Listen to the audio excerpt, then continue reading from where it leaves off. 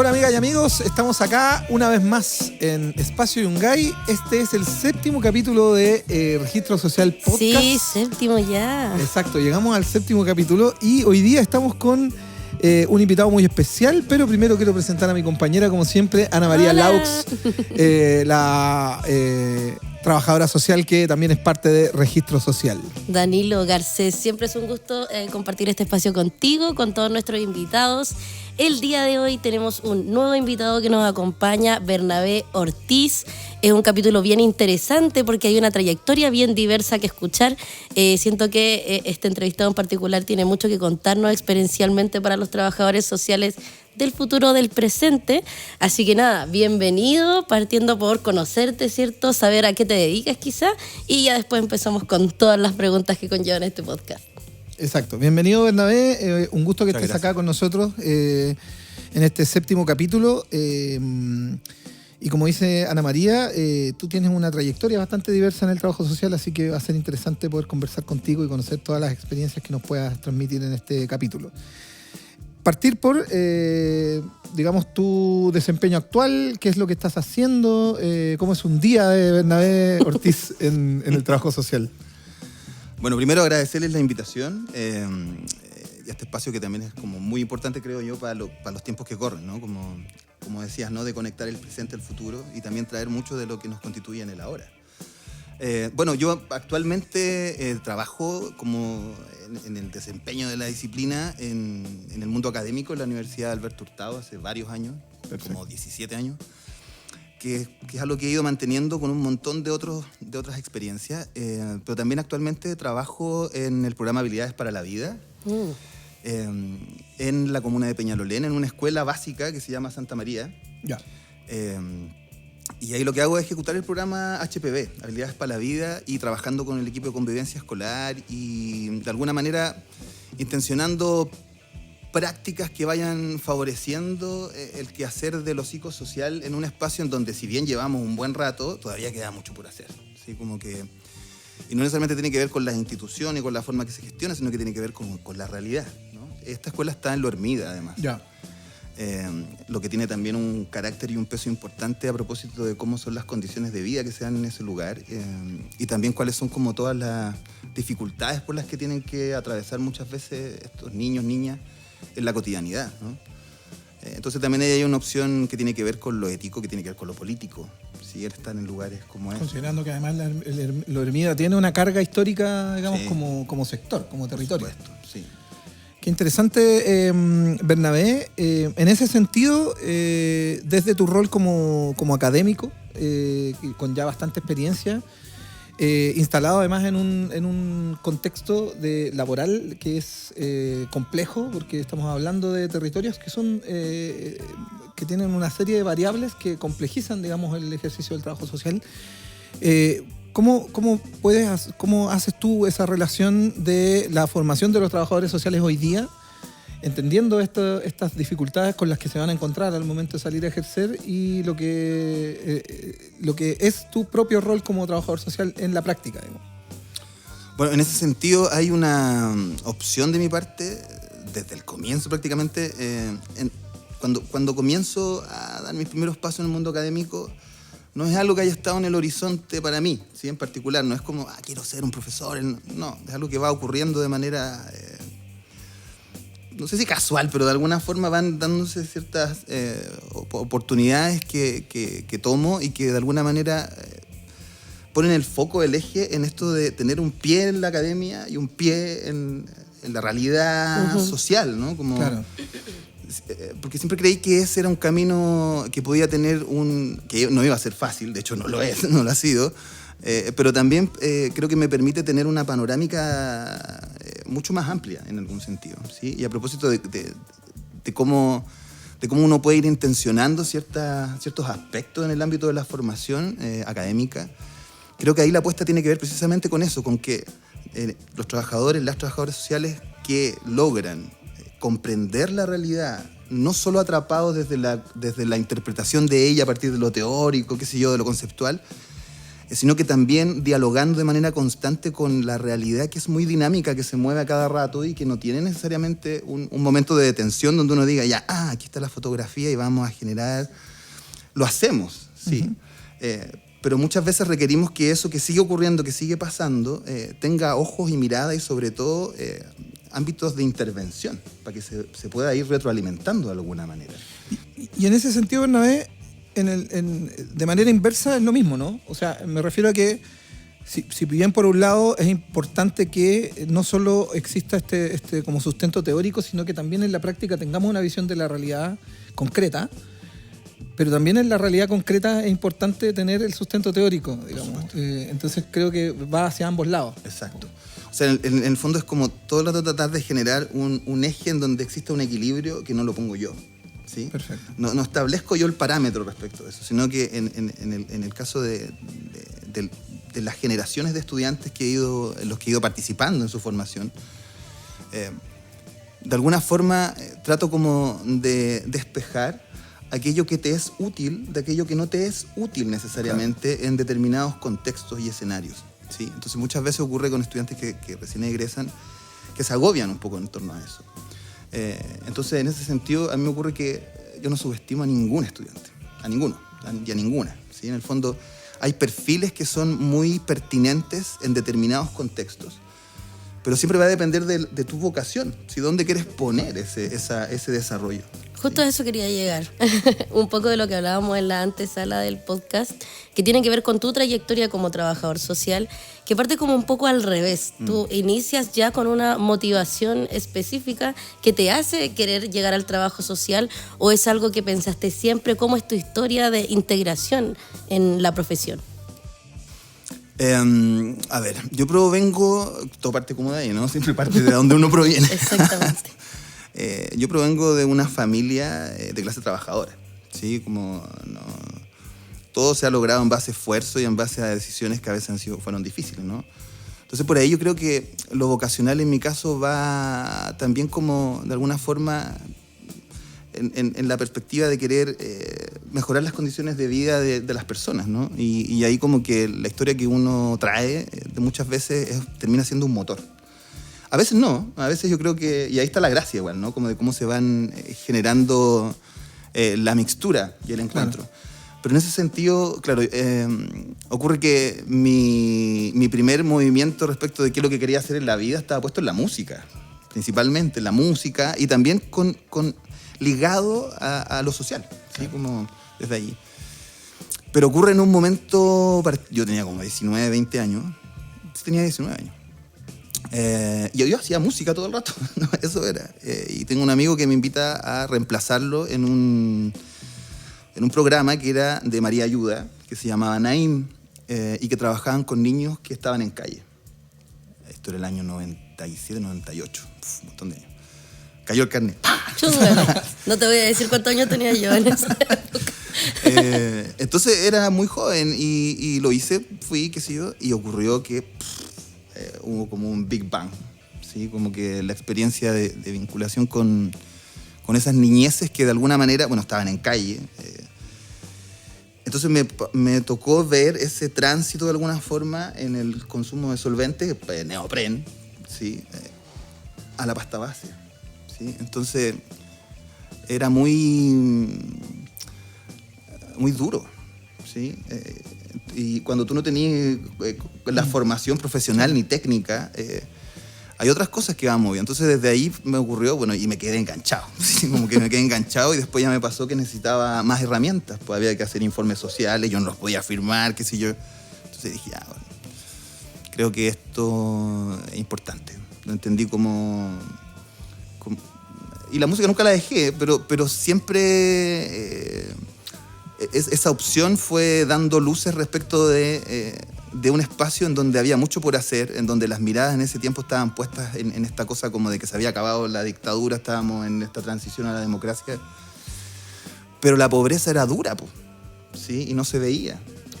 Y ocurría en ese tiempo que era en la comuna de La Florida, 14 Vicuña Maquena, todavía no había todo lo que hay ahora, y había un canal que corría por ahí por Departamental con Américo Vespucio, donde ahora hay un líder grande. y los chicos vivían ahí abajo. Venían de los Copihue, venían de La Pintana, de La Granja, de todos esos lados. Y ahí me quedé, pues. Me quedé y después, decidí estudiar. Empecé a estudiar trabajo social. Y cuando empecé a estudiar trabajo social, siempre trabajé y estudié, ¿no? Como que no era de los estudiantes que van solo a clase, ¿no? Siempre iba a clase, después me tenía que ir a trabajar de monitor en calle, O sea, siempre ligado igual a la misma actividad. Sí. Que es algo que les pasa a muchos trabajadores sociales también, que en el fondo ejercen mientras van estudiando. Y es como una formación paralela. Y te quería preguntar algo que tiene que ver con tu área de la música, que tú señalas que originalmente tu mirada estaba puesta en dedicarte a la música. Sí. Y a mí me pasa que he conversado con muchos colegas y muchas colegas que tienen una beta artística. Bueno, Ana María también, ahí en el teatro. Estamos aquí haciendo un podcast. Yo también vinculado al teatro, a la música, a la escritura un poco también. Y hace unos días reflexionaba con un amigo respecto a que en algún punto como que uno como trabajador social deja de ver la música como un fin y empieza a mirarla como una herramienta, el arte como una herramienta para el ejercicio del trabajo social. No sé si a ti te pasa eso un poco. Sí, por supuesto. Yo creo que por eso dialogan y siguen conversando y siguen habitando como espacio. Y creo que no es casual que nos ocurra eso, como de tratar de vincularnos con el arte. Y yo creo que no tiene que ver necesariamente... Bueno, yo creo que hay colegas que sí lo hacen, ¿no? Como traer herramientas que le permitan poder mejorar las metodologías de abordaje de lo que sea, ¿no? Pero hay otras cosas que responden más bien a cómo uno va siendo humanista. Como las habilidades blandas, ¿no? Sí, hay algo ahí como, por ejemplo, cuando haces música tenés que ponerte de acuerdo con... De pronto sin hablar, en el teatro es lo mismo. Claro. Entonces... Hay otro carácter que emerge ahí, que aflora.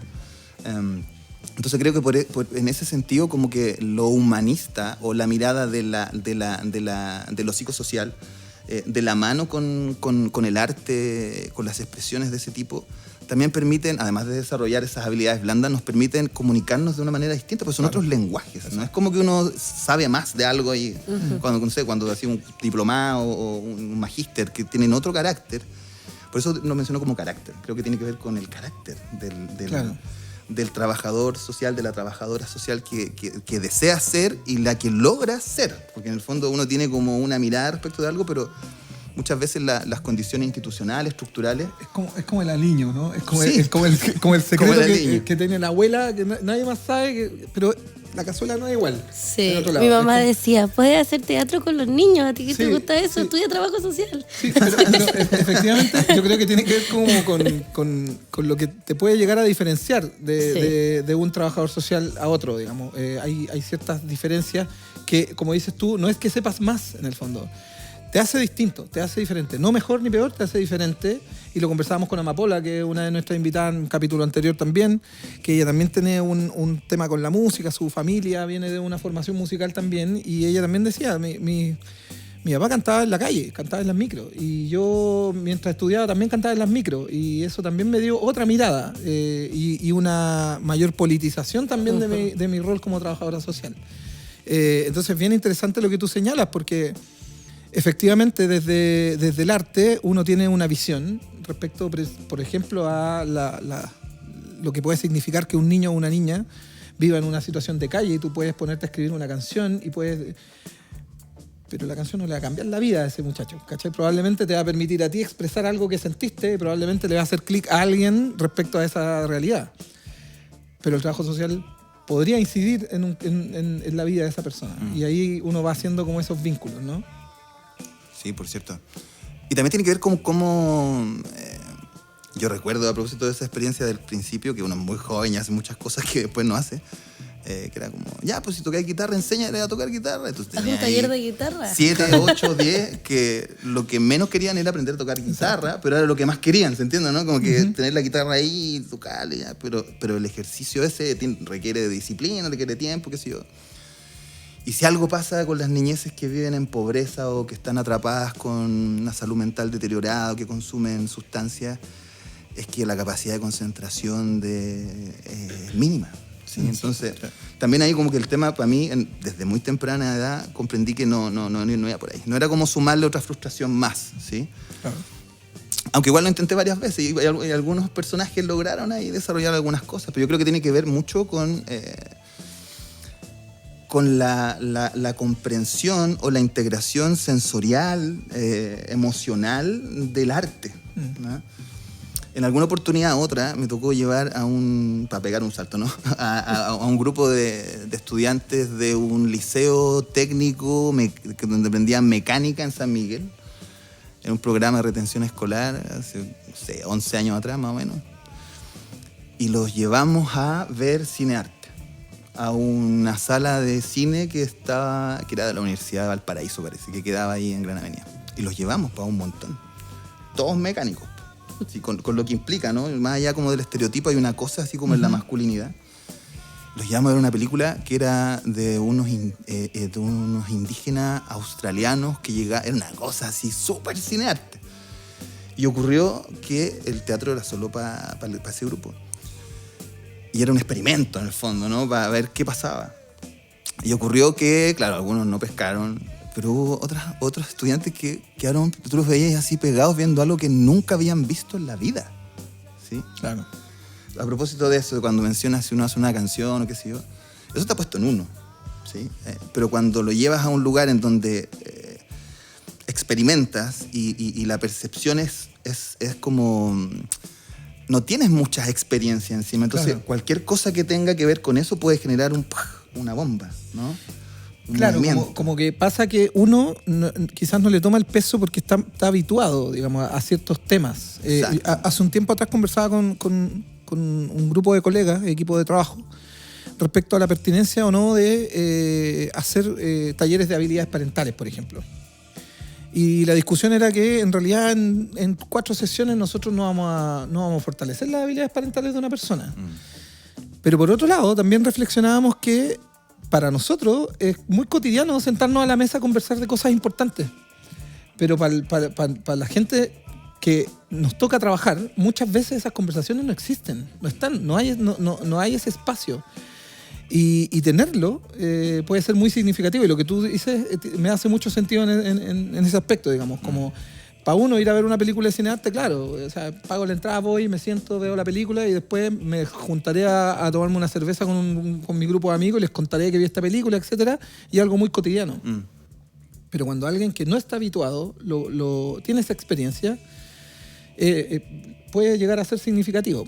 Y ahí está en el fondo ese vínculo que tú haces de el arte con el trabajo social.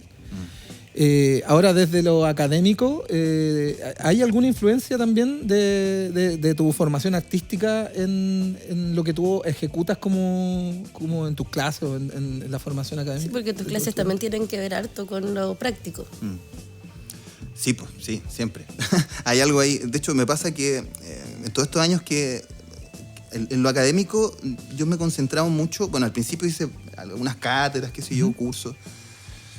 Pero en esta apuesta de tener un pie en la academia y otro pie en programas sociales, ¿sí?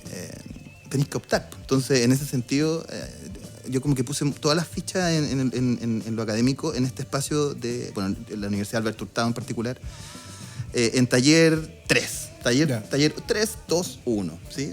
Taller 3 es la práctica profesional, que en paralelo están en seminario de título para obtener el grado. Entonces es una experiencia súper intensa para esa generación de estudiantes que va a egresar y que se va a titular. Entonces siempre ocurrió, también desde cuando yo estudiaba, que habían estudiantes que tenían intereses artísticos, pero que querían ser trabajadores sociales. Entonces empezó a pasar estudiantes que querían hacer práctica con apuestas de intervención, porque tienen que construir un plan de intervención utilizando el yoga, utilizando el teatro. Yeah. Qué sé yo, trabajando con toda el área curricular que no es la formal, que ahora sí lo es, ¿no? Como que los ACLES, que le llaman. Entonces me pasó que cuando veía un estudiante que tenía esos intereses, sí, como que trataba, y lo mismo que decía antes, sin subestimar, sin poner idealizaciones ni nada por el estilo, sino que ver dónde empieza como a emerger ese interés genuino por... y claro, empezaron a aparecer estudiantes que tenían apuestas interesantes, pero que requerían ganarse ese lugar en el mundo de lo académico.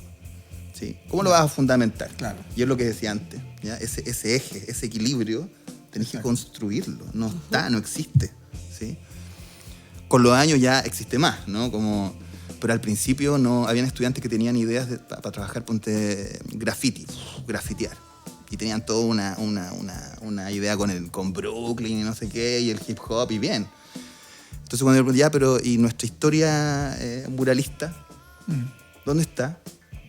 Y ese equilibrio, Bernabé, en ti también fue construyéndose con el tiempo, me imagino. Absolutamente. Este ejercicio como sinérgico con los estudiantes. ¿Sí? Mi apuesta no es aquí, usted, no. Hay veces que tenéis que generar espacios en donde hay que encarrilar, ¿no? O ponerle más rigor a lo académico. Pero ocurre muchas veces, que a mí eso me fascina todavía, no me deja asombrar, a pesar de todo el tiempo que he hecho. Cuando se hace ese clic respecto del interés por algo en donde está lo artístico incorporado, o no. ¿Sí? Eso también es interesante porque son grupos. Entonces muchas veces alguien que está trabajando con el muralismo, por ejemplo, puede influenciar a alguien que está en una OPD. Claro. ¿Sí? Entonces preguntar, ¿y cómo la OPD está trabajando lo grupal? No lo hacen. ¿Por qué? Y yo lo sé. ¿Por qué no? Porque no da el tiempo, ¿no? Porque de pronto hay que la casuística y después te van a... Ya, pero yo no sé. Dos duplas para un montón y ahora con el cambio es una locura. Pero lo interesante es ver cómo logra ese estudiante o esa estudiante comprender eso. Y decir, en realidad podríamos trabajar lo grupal. Y voy a trabajar lo grupal usando el teatro espontáneo, por ejemplo. ¿Sí? O voy a utilizar formas de trabajar la sonoterapia, no sé. Y son espacios que académicamente no son tan validados, ¿sí? Porque requieren de mucha espalda para que ocurra, ¿no? De tener mucho conocimiento, sobre todo mucha experiencia, qué sé yo. Entonces ahí obliga, cuando está ese interés, a ponerle más. Eso siempre le digo a los estudiantes que se apuestan por el teatro, por la danza, por la música, como herramientas tenéis que ponerle más. Porque cuando te evaluemos, te vamos a evaluar igual que el estudiante que está haciendo una práctica en un centro de violencia contra la mujer, por ejemplo. O, qué sé yo, en una escuela. Claro. O si está trabajando con algún espacio en donde lo judicial, lo jurídico tiene un peso, donde todo es muy rudo, muy duro, muy estructurado y específico, en donde no te podéis salir para ninguna parte. Se salieron de ahí, por eso están acá. ¿Sí? Entonces, pero aún así puedes intencionar espacios en donde, más allá del tipo de expresión artística como lenguaje, es la cosa sensorial, la cosa emocional que también está puesta en eso. ¿Sí? Y que de alguna manera como que deja que aporta o colabora a que la realidad no sea tan dura o tan ruda como es, finalmente. Claro, que tiene que ver con los afectos y con la ternura también, como sobre todo trabajando con infancias, pero también trabajando con adultos y con otro tipo de usuarios, de tercera edad, etcétera. Se da esta rigurosidad muchas veces y en el ejercicio uno se va poniendo más rígido, se va endureciendo porque en el fondo hay un agotamiento, como decías tú, hay una sobrecarga, están los casos, está la casuística, te vienen a supervisar, te llenan de preguntas, lo que importa son los papeles, que las carpetas estén completas, pero nadie te pregunta el vínculo que tienes con el usuario. Exacto. ¿Cachai? Y uno sabe que eso es lo que sostiene el todo. Exacto. Y en todos los ámbitos, en el ámbito en todos los ámbitos finalmente. Sí. Ese vínculo, claro, que por ejemplo en el mundo de la pedagogía, el vínculo pedagógico como tal se explicita. ¿Sí? Si no está, no ocurre nada. ¿Sí? Y no tiene que ver con qué tan estructurada sea necesariamente la clase, también. No tiene que ver con qué hay muchas cosas que son también, pero ese vínculo pedagógico es único e irrepetible. No se vuelve a repetir. Tiene características particulares, que lo mismo que a uno le ocurre cuando tienes este vínculo psicosocial, también podríamos nombrarlo. En donde no sé, cuando a mí me tocó... Yo también he trabajado en PRM, por ejemplo, como asesor técnico. Entonces cuando tú empiezas a ver, a propósito de la particularidad, que los informes sociales se parecen mucho. No, claro. Esto no. No. Sí. ¿Sí? Suele pasar. Sí. pasa. Entonces, desde ahí... O los planes de intervención. O los planes de intervención. Y tiene que ver mucho con... Claro, copy-paste. Y entonces como ahí a mí me pasa que como en este rol también formador, que no estoy metido todo el rato, pero estoy, no quiero que eso le pase a futuros trabajadores sociales, por ejemplo. Ahora, también es un problema del sistema. Sí, cuando tenéis 200 casos y tenéis que hacerle plan de intervención a todos los casos, es difícil personalizarlos. Cuando llega un supervisor y te dice, ojalá los planes de intervención estén personalizados, disculpa amigo, tengo 2 profesionales para 200 casos. Y tengo una lista de espera. Simultáneamente, tengo una lista de espera tremenda. Ahora, Bernabé, quería comentarte que una de los primeros alegrías que tuvimos como Registro Social Podcast fue que nos escribieron precisamente estudiantes del Alberto Hurtado. Sí, de primer año del Alberto Hurtado, muy interesados en el podcast, que están organizados a través del centro alumno. Entonces nos dijeron... Saludos para ellos. Saludos para ellos. El primer año del Alberto Hurtado de Trabajo Social. Tienen un Instagram donde suben información y todo, y nos escribieron y nos vinculamos con ellos y empezamos a intercambiar algunas ideas. Quería preguntarte, no quiero ponerte en aprietos, pero quería preguntarte ¿cómo ves al estudiante hoy de trabajo social? ¿Cómo lo ves planteado, digamos, frente al actual campo laboral, frente a la actual situación política, social, de las niñeces, de las infancias, de las pensiones, de todas las contradicciones de este sistema neoliberal? ¿Cómo los ves y cómo ves a las y los futuros trabajadores sociales con los cuales tú te estás relacionando directamente? Bueno, creo que siempre somos fruto de los tiempos, ¿no? Que atravesamos. Lo mismo pasa con el arte. Claro. El arte responde a eso. Y creo que en el ahora, a propósito, bueno, también mandar un saludo a los estudiantes de primer año de trabajo social, de primero, segundo, tercero, cuarto y quinto, a todo el mundo ahí. Y también solidarizar con muchos colegas de otras carreras y todo, que también hubo ahí un ajuste importante que tiene un poquito remecido todo. Sí. Bueno, y en términos, a propósito de la pregunta, creo que la generación actual, pensando como quienes están a punto de titularse este 2024 o quienes están recién empezando este mismo 2024, creo que como sociedad, como disciplina, nos vimos absolutamente atravesados por los procesos, los últimos procesos como sociopolíticos que hemos vivido y culturales, ¿no? Como desde este estallido social y luego la pandemia. Hay muchos estudiantes que estudiaron sus primeros años de manera virtual, ¿no? Ajá, claro. De manera virtual y luego de una sobreexplosión respecto como de la esperanza, en este proceso como constitucional. Y esa esperanza, para efectos como de muchos estudiantes, de muchas estudiantes, se vio como muy remecida con el Chile que terminó siendo el mismo que siempre. Claro. ¿No? El mismo de siempre. Y yo creo que a propósito de esa generación fue muy duro colaborar en restituir de alguna forma esa esperanza. De hecho, como que abundaron los memes cuando pasó esto de la luz y la electricidad y qué sé yo. Sí, claro. Y en esa propuesta eso hay mucho que estaba considerado. Sí. Sí, creo que nos pasa a todos también. Sí. Al igual que los estudiantes. ¿Has visto de casualidad no sé si lo conversen contigo o puede que sí también, pero como esta especialización cuando se ven como trabajadores sociales? Porque, bueno, yo me veo en el pasado como estudiante y no recuerdo que se hablara mucho de eso, no sé si ahora pasará, y que el mismo objetivo que tiene este podcast, poder transparentar, ¿cierto?, la diversidad de áreas en las que podemos trabajar.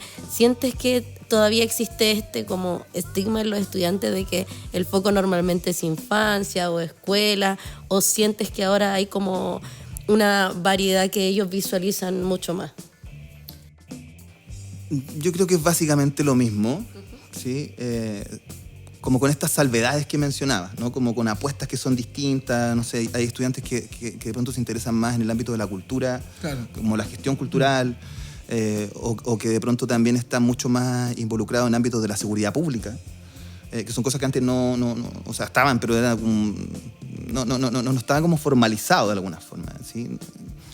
Pero creo que a propósito de esa especificidad en el quehacer, me parece que lo que hay, tratando de unir con tu pregunta, lo que hay es como un deseo muy importante de conocer la realidad, porque esto de estudiar de manera virtual también pone en un lugar como del in vitro, ¿no?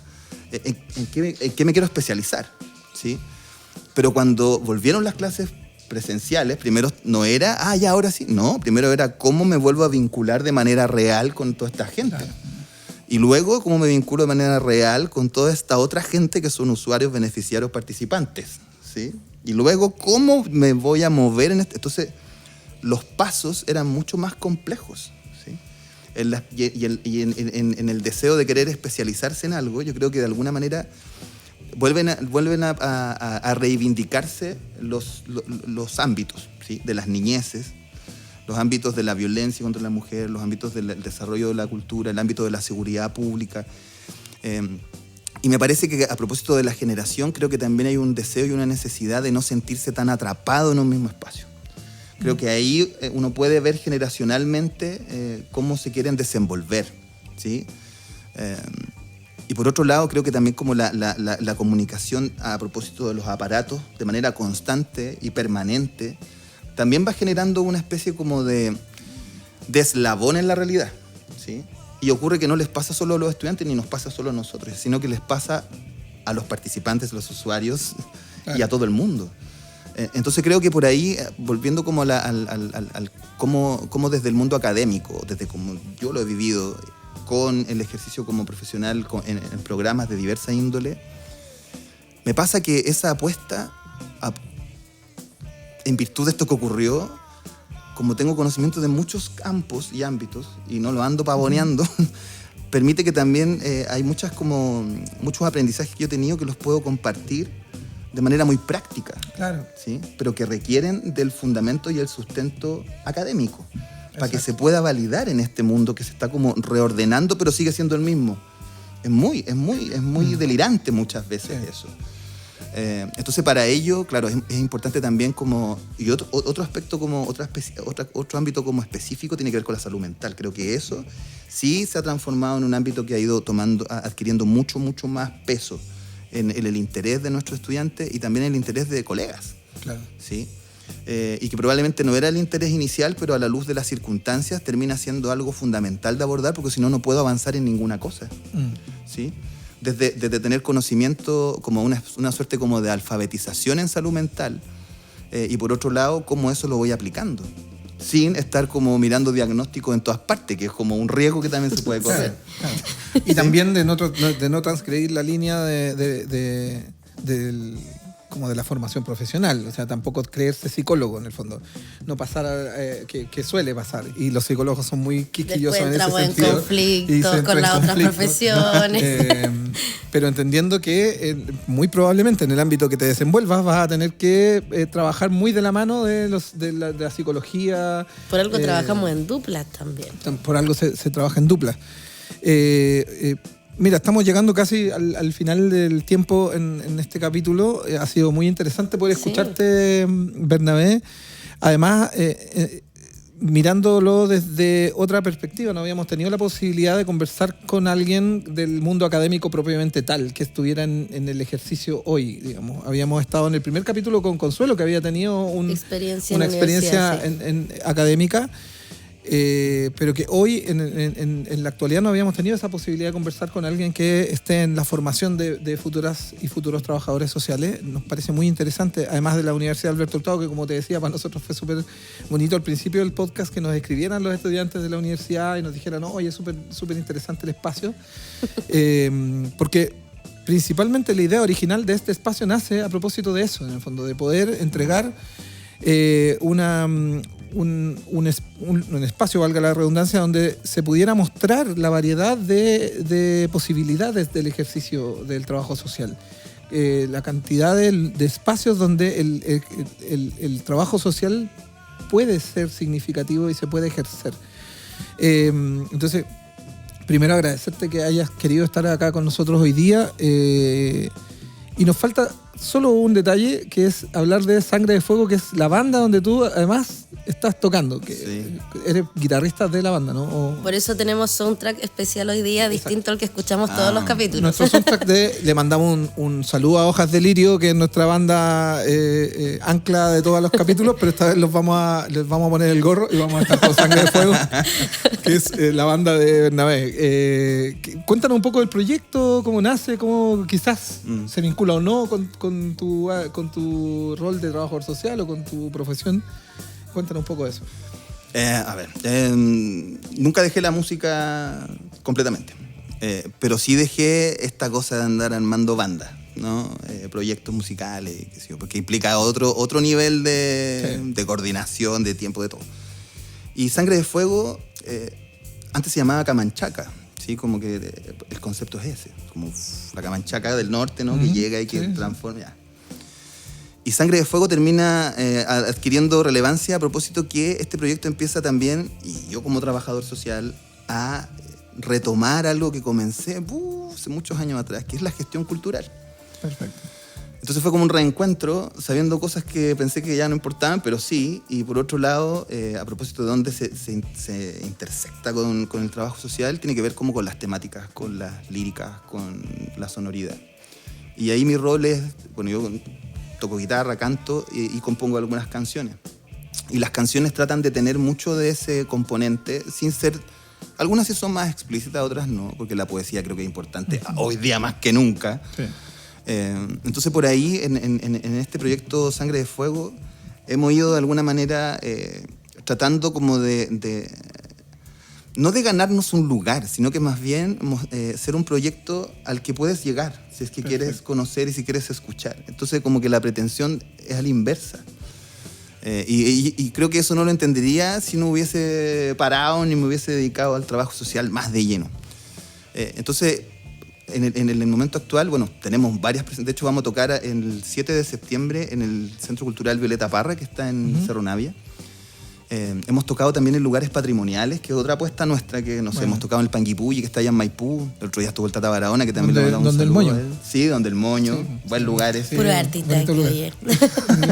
Con el Moño nos conocemos hace ¿Sí? años. Sí, de las micros. El Moño toca quena, ¿no? Zampoña. Zampoña, cuequero. Cuequero, yo sí. lo conocí por su banda, tenía una banda de cueca bien interesante. Y yo justo también estaba con un proyecto de cueca en ese tiempo, el colectivo La Chusma, así que ahí nos conocimos con el... Yo lo he escuchado ese, o sea, el nombre. Colectivo La Chusma, sí. La Chusma. Son súper famosos los Tenemos chiquillos. Sí. nuestro disco en Spotify, si lo quieren Sí, escuchar, Colectivo también. La Chusma. Ah, buenísimo. El disco Lucha Constante, completo. Lo voy a escuchar. Buenísimo. Ya, pues entonces, lugares como patrimoniales, lugares como este que les comentaba ahí en Violeta Parra, que vamos a tocar como para dirigentes, para familias, ¿no? Como que también nos interesa mucho ese espacio. Y lugares que son más típico pub, ¿no? Como que uno va a tocar y lo pasa bien y todo. Pero en el trasfondo del asunto, nosotros, bueno, somos 4, ¿no? Tenemos un baterista, el Marcelo, el Chelo, un reloj. El Pablo, que es un multiinstrumentista. Bueno, todos son medio multiinstrumentistas, que es otra cosa. La Warmi Rayen, que también es colega nuestra. Ella es la bajista. Ya. Y yo. Y también tenemos como productor, y ahí es donde nos empezamos a meter más como en el tema cultural, a Daniel Flores, que el Daniel es el acordeonista de la banda Conmoción. Ya, dale. Y es un tipo que se ha ganado un montón de proyectos y que ha movido mucho a la banda con el Carlos, que es su hermano. Entonces, por ahí empezamos a trabajar juntos y estamos trabajando como catálogo con ellos. Entonces, Muy bien. a propósito de la gestión cultural, por eso lo mencionaba así, lo patrimonial y qué sé yo, porque no es como una banda que toca canciones. Hay muchas de esas. Y de hecho hay muchas que hacen tributo y que claro. se dan vuelta. Pero otra cosa es abocarse a reinterpretar la realidad y que se transforme en canciones, en este caso, como cuando armáis obras de teatro, las formas son súper diversas para llegar a un guión o a lo que sea, al vestuario, eso es súper entretenido. Te también, sorprenderías. Sí. Además que sí, entonces por ahí yo creo que en este caso Sangre de Fuego es también como concepto, este país volcánico, la sangre que tiene es lava, del norte al sur. Exacto, sí. Entonces la Sangre de Fuego nos recorre por abajo, ¿sí? Y ahí es donde empieza a cobrar relevancia, porque también estamos parados arriba de eso. Claro. ¿Sí? Entonces el fuego no es ese fuego que quema, que también, ¿no? O ese fuego que inunda las barricadas, o ese fuego que te calienta cuando hace frío. sino que tiene que ver con otra concepción del asunto. Estamos parados arriba de eso. Bueno. Y si a la Tierra se le ocurre que todos los volcanes exploten de la noche a la mañana... Hasta ahí llegamos. Hasta ahí llegamos. Ahí se termina el registro Sí. social. Oye, Bernabé, agradecerte que hayas estado hoy con nosotros. Bibliografía. Bibliografía. Nos queda la bibliografía. Académico, aprovechando. Siempre pedimos a nuestros entrevistados recomendar alguna literatura interesante o algún tema que estudiar que te parezca a ti personalmente importante de saber.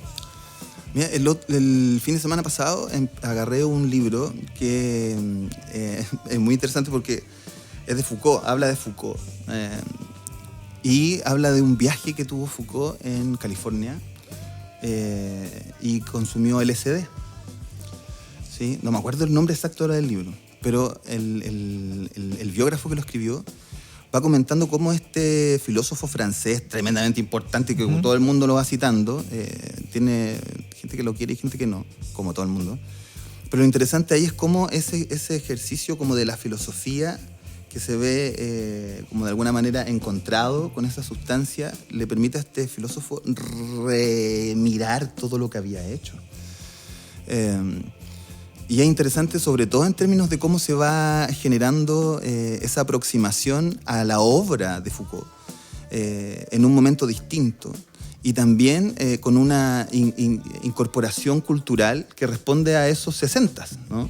Que de alguna forma fueron dando la pauta de aquello que no era tan bueno, de aquello que era más bueno, ¿no? Como claro. que hay una dicotomía a propósito de los tiempos.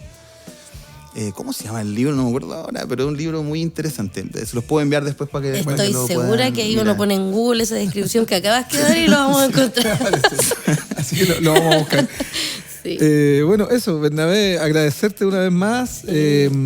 Recordarle a todas nuestras amigas y amigos que nos están mirando que pueden escuchar a Sangre de Fuego. ¿En las plataformas está? Sí, estamos en Spotify Ya, perfecto. como Sangre de Fuego, estamos en Instagram Sangre de Fuego 2024 y nada, pues escúchenos. Y bueno, la canción que escuchábamos en la cortina se llama Madre Universal y que es nuestro primer single y que tiene mucho que ver con eso, con la tierra, con la de Praz. Maravilloso. Fantástico. Escuchen a Sangre de Fuego, sigan a Registro Social Podcast en Exacto. todas nuestras plataformas. Gracias, Espacio Yungay. Gracias, Espacio Yungay, por este maravilloso lugar donde hacemos los capítulos. Ya tenemos 6 capítulos arriba. Este capítulo va a estar saliendo este fin de semana. Los vamos a estar anunciando con el tiempo pertinente. Y va a estar en Spotify, en YouTube. Lo pueden ver y escuchar las veces que quieran, absolutamente gratis. Así que invitarlos a que nos acompañen.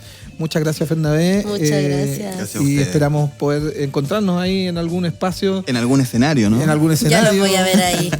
Voy de público. Que es más entretenido que encontrarse una oficina. Por lo Sí, menos. sí o sí. Larga vida, Registro Social, podcast. Muchas gracias. Muchas Gracias, Bernardo. gracias. Adiós. Adiós, nos vemos.